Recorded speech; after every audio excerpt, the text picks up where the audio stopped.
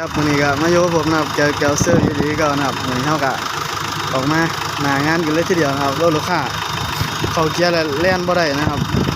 บ่รู้ว่ามันเป็นอย่างนะครับเดี๋ยวใส่จานเดียนะครับมาดันออกนะครับ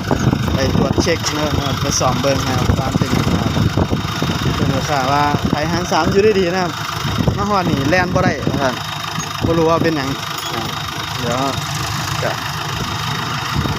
หาเบิ่งร้านเป็นน้ำหยังนะครับนี่คือแลนบ่ได้นะครับดันกำลังมาแล้วนะครับ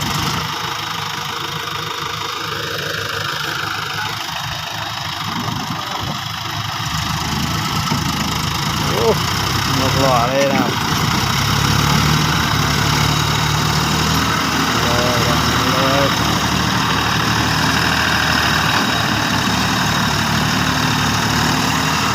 ดูนะครับเป็นสอมยูฮมนะครับยูฮมใหม่พอดีเดี๋ยวมาไปเริ่มกันวางเป็นน้ำหยังครับ